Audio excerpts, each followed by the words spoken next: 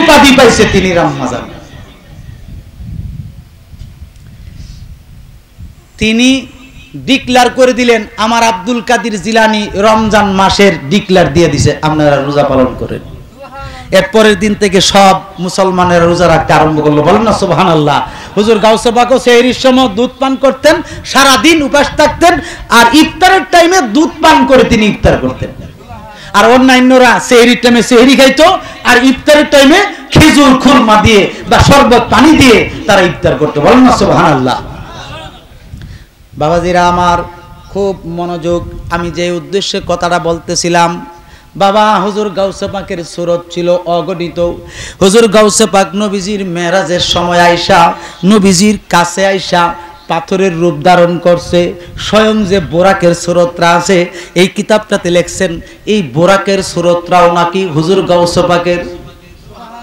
এই গাউসে পাক ওই মূলত বুরাক সাজে, আবার পাথরও সাজে।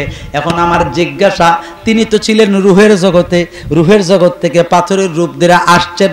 এর আগে বুরাকের সুরত ধারণ করছে কোটি কোটি বছর আগে জান্নাতে। সুবহানাল্লাহ জোরে কন্যা করে। এই কথা কি আমার নাকি এই কিতাবের কথা? এই কিতাব লিখছে আল্লামা আজিজুল হক আল কাদরি সাহেব, বলেন না সুবহানাল্লাহ। প্রখ্যাত আলেম যিনি ছিলেন। তাহলে হুজুর গাউসে পাকের প্রথম সুরত ছিল রুহানি সুরত একটা, আর একটা সুরত ছিল বোরাকের সুরত একটা, আর একটা সুরত হইল পাথরের সুরত একটা, দুনিয়ার জমিনে ছিল মানব সুরত একটা, আরো অগণিত সুরত মুবারক গাউসে পাকের ছিল।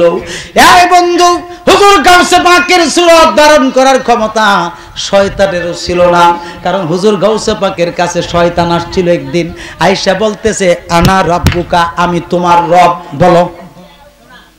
হুজুর গাউসে পাকের কাছে আইছে, গাউসে পাক বলেন মান আনতা, আপনি কে? আনা আল্লাহ, আমি আল্লাহ। তুমি আল্লাহ? হ্যাঁ। তুমি কি বলছো? বলেছি আনা রব্বুকা, আমি তোমার রব, এটা স্বীকার করো। চিন্তা করছেন নি কার কাছে গেছে? গাউসে পাকের কাছে গেছে। গাউসে পাক বলছেন, তুমি যে আমার রব কইছো কথাটা, তোমার এত বড় সাহস কি করে হলো আব্দুল কাদের জিলানীর সামনে এসে কথা বলার? বলতেছে আমি তো মূলত জিবরাইল। চিন্তা করছেন না? প্রথমে কইছে আনাল্লাহ, আমি আল্লাহ, এরপরে কইছে কি আমি জিবরাইল। আরে তুমি মুহূর্তের মধ্যে মিথ্যা কথা বলি, এটা কি করলি?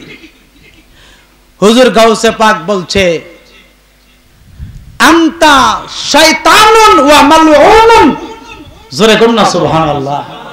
তুই একটা শয়তান এবং পথভ্রষ্ট, আমার সামনে থেকে দূর হবি নাকি আমি ব্যবস্থা করব? কো আমার মাফ করে দেন, আমি যাইগা। তাহলে গাউসে পাকের পথভ্রষ্ট করতে পারছে?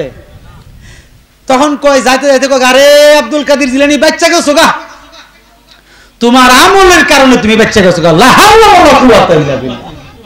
আরে আমার আমল নাকি আমি বেঁচেছি? আমি তো বেঁচে গেছি আমার দয়ালের উসিলা, বলেন না সুবহানাল্লাহ। চিন্তা করছেন নি কত ভাবে চেষ্টা করছে গাউসে পাকের পথভ্রষ্ট করতে, আর আমি আর মতো টুন্না মুন্না মৌলবীরে যে পথভ্রষ্ট করতে পারতো না, এটার কোনো স্টেশন আছে নাকি? শয়তান সঙ্গে সঙ্গে সহজে ঘুরে। আপনার সাথে আমার সাথে যা কিছু যত মোল্লা মুন্সি আছে সবার সাথে শয়তান অপেক্ষা করতেছে কোন সময় খালি বীরব। বুঝতে পারছেন নি? তাইলে বোঝা গেল হুজুর সাল্লাল্লাহু আলাইহি সাল্লামের মেরাজে যাওয়ার সঙ্গীও ছিল হুজুর গাউসে পাক, ঠিক নি? তাহলে গাউসে পাকের মর্যাদার ব্যাপারে আর কি কইতাম, আপনারা কি কইলে খুশি হইবেন? এক কথাই তো বলছেন তিনি যে আমি ততক্ষণ পর্যন্ত কদম সামনের দিকে দিতাম না, জান্নাতের দিকে দিতাম না, যতক্ষণ পর্যন্ত আমার মুরিদদেরকে আমার সঙ্গে না পাঠাইব। সুবহানাল্লাহ কোন নাকি রে? আরেক জায়গায় তিনি লিখছেন আমার তরিকায় যারা বায়াত হবে, এক কথায় আমি আব্দুল কাদের জিলানী আল্লাহর কসম করে বলছি বলছি একজন মুরিদও জাহান্নামে যাবে না যদি তাদের ঈমান ঠিক থাকে এবং কবিরা গুনাহ না করে। কবিরা গুনাহ বুঝেননি? বড় গুনাহ, বড় গুনাহ করলেও গাউসে পাক সেটার জন্য শাফায়াত করবেন না, কারণ নবীজির দরকার। শাফায়াত করবেন নবীজি, কে করবেন? ডাইরেক্ট বলা হয়েছে শাফিউল লি আহলিল কাবায়েরি। নবীজি হাদিস শরীফে বলছেন আমি বড় বড় গুনাহগারদের জন্য শাফায়াতকারী। বলেন না সুবহানাল্লাহ। যত বড় গুনাহ আমরা করে ফেলি শয়তানের ফেরেবে পড়া, ওই শয়তানের ফেরেবে পড়া গুনাহ করার কারণে